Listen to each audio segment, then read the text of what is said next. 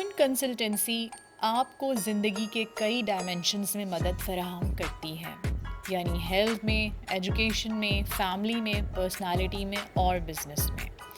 Family consultancy اور family counselling میں ہمارے کی پوائنٹس یہ ہیں: پیرنٹس کو مینٹور بنانا، والدین کو سب سے پہلے اپنے برین کے فلٹرز کو درست کرنا چاہیے، وہ سکھانا، بچے کی ٹرو نیڈس کا تعین کرنا اور پھر اسے ٹرو انداز سے پورا کرنا۔ Change bad habits of child by cognitive behaviour rehabilitation therapy.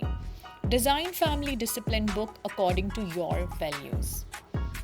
Training of educational psychology.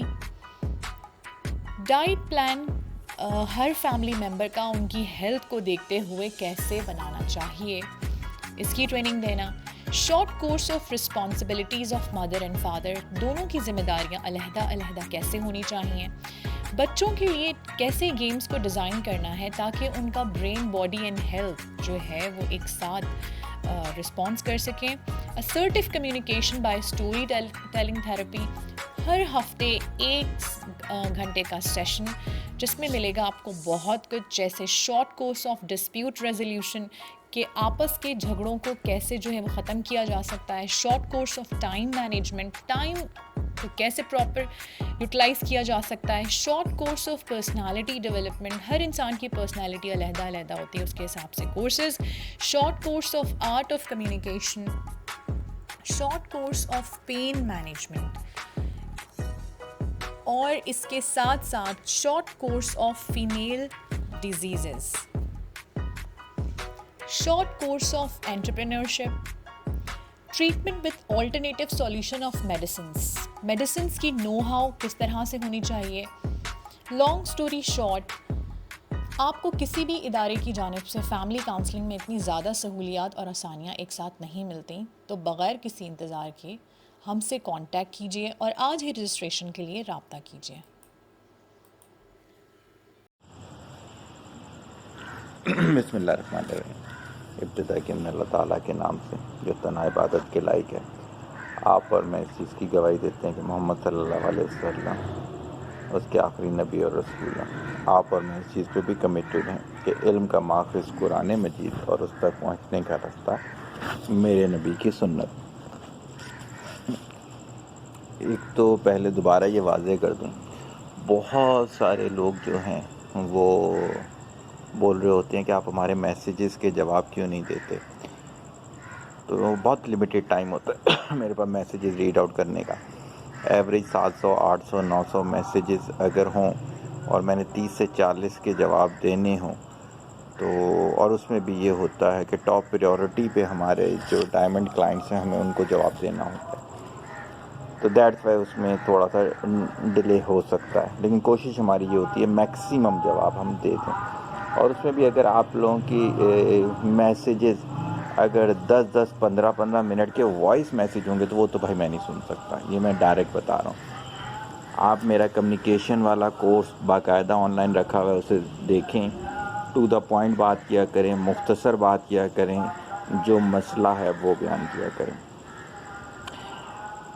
اچھا جی، یہ لکھا ہوا ہے 2011 کی کوئی میرا خیال سے ورکشاپ ہے، آئی ڈونٹ نو، مجھے یاد نہیں ہے کیا ہے، 1 نومبر 2011 لکھا ہوا ہے اس پہ۔ اس کے لحاظ سے کچھ پوائنٹس ہیں، جو آپ کے پاس ہے اس پر کھیلو، جو آپ کے پاس نہیں ہے اس کے انتظار میں وقت ضائع نہ کرو، خوابوں کی دنیا میں رہنا چھوڑ دیں۔ جو آپ کی اسکلز ہیں، جیسے میں پاکستان میں رہتا ہوں تو مجھے امریکہ کے سہولیات پہ کام نہیں کرنا، مجھے پتہ ہے کہ یہاں کے مسائل کیا، مجھے اسی پہ چلنا ہے۔ میری اپنی لمیٹیشنز ہیں، میری اپنی ایج ہے، میری اپنی فیملی لمیٹیشنز ہیں، اسلام کے لحاظ سے میری اپنی لمیٹیشنز ہیں، تو مجھے جو بھی کچھ کرنا ہے ان تمام چیزوں کو دیکھتے ہوئے کرنا ہے۔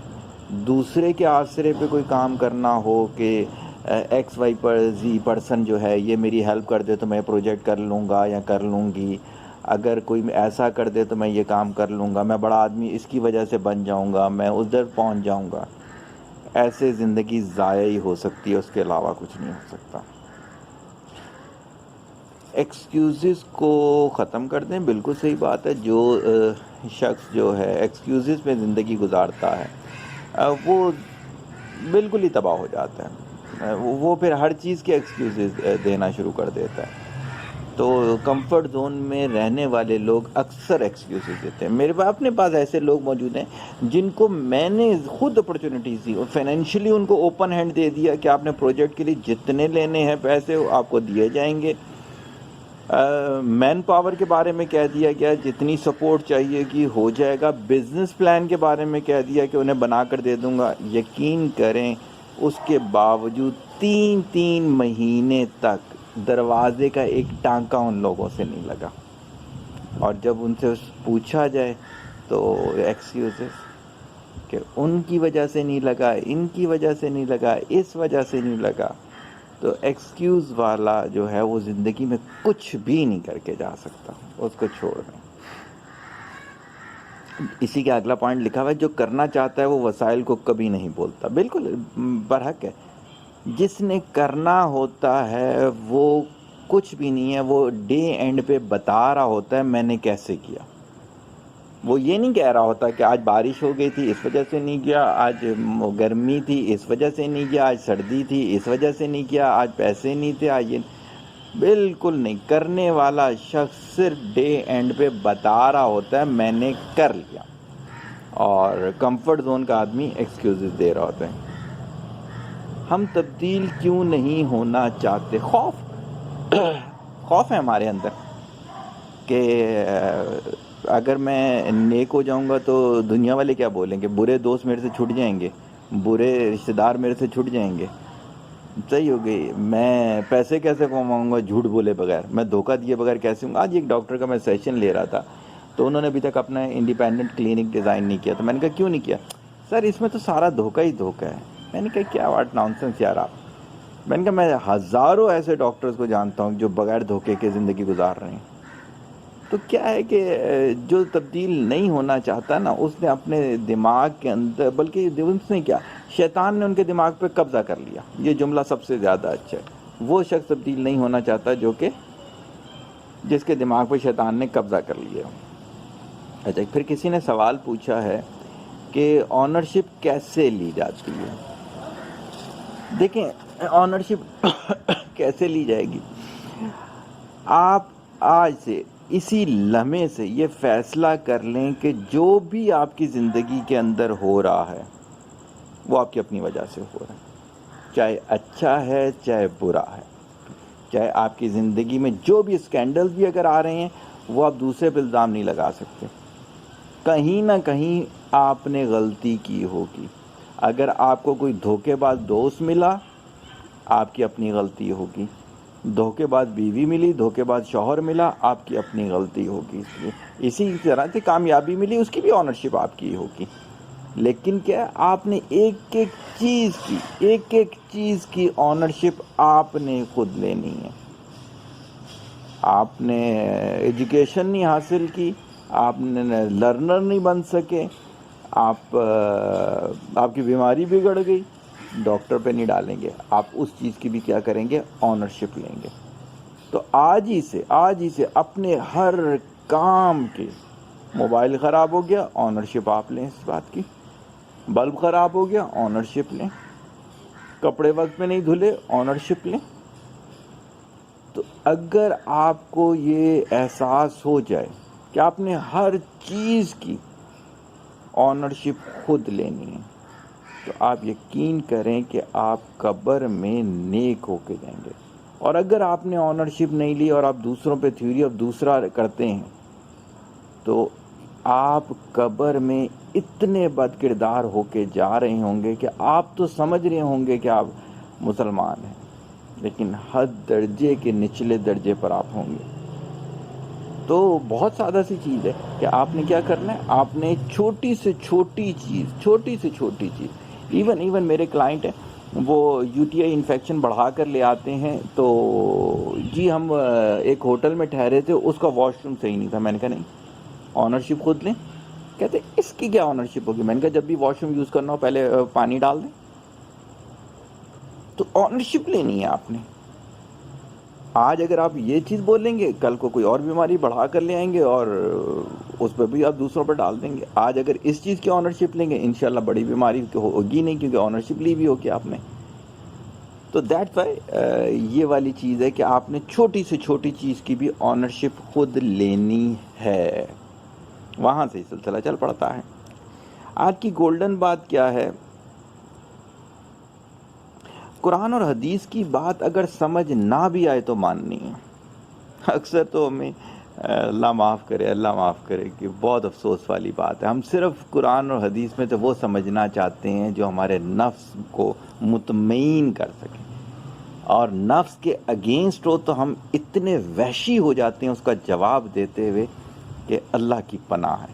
ہم ڈھونڈ ڈھونڈ کے وہ حدیثیں نکالتے ہیں, چاہے ان کے راوی مستند بھی نہ ہوں, چاہے وہ ایسن حدیث بھی نہ ہوں, چاہے وہ مستند کتاب بھی نہ ہو, لیکن ہمارے نفس کو وہ حدیث جو ہے وہ سوٹ کرتی ہو. قرآنی آیت کا وہ والا ترجمہ تلاش کرتے ہیں جو ہمارے مطلب کا ہو. حالانکہ قرآن کو ٹکڑوں میں بیان کرنے سے بھی منع فرمایا گیا ہے کہ آیتیں نکال کے اپنی مرضی کے معنی ڈال کے انہیں نہیں استعمال کیا جاتا. تو قرآن و حدیث سمجھ میں آئے نہ آئے آپ نے اس پہ عمل کرنا ہے. اگر کسی صاحب علم کے ساتھ بیٹھ کے قرآن و حدیث کو سیکھ لیں گے تو انشاءاللہ تعالی وہ عمل جو ہے وہ بہترین سے بہترین ہوتا چلا جائے گا. اسی میں ایک پوائنٹ اور لکھا ہوا ہے, اللہ پتہ نہیں مہلت دیتے ہیں نہیں دیتے ہیں, تو آج ہی بیان کر دیتے ہیں تاکہ ہمارے حصے میں ایک اور کریڈٹ آ جائے گا. صرف اپنی قبر کی فکر کیا کرو, دوسروں کی قبروں میں کیوں جا گھستے ہو. ہمیں کیا ہوتا ہے جب ان کو سمجھایا جاتا ہے کہ یار یہ برا کام نہ کرو, اچھا میری چاچی کرتی ہے وہ تو بہت سکھی ہے, اچھا میرا وہ دوست کرتا ہے وہ تو بہت سکھی ہے, اچھا اس نے کیا تھا وہ تو کامیاب ہو گیا تھا.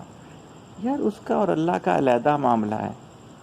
اس کی قبر میں جا کے تم نے جواب نہیں دینا, تمہاری قبر میں جا کے اس نے جواب نہیں دینا. سوال بھی آپ دوسروں کے پوچھ کے آتے ہو. اچھا ایک شخص ہے وہ جھوٹ بیل کے ریڑھی لگاتا ہے, تو بھائی تم لگاتے ہو ریڑھی؟ یار کیا واٹ نان سینس یار. اپنی ذات سے متعلق سوال کرو, اپنی اصلاح کرو, اپنی قبر کی فکر کرو.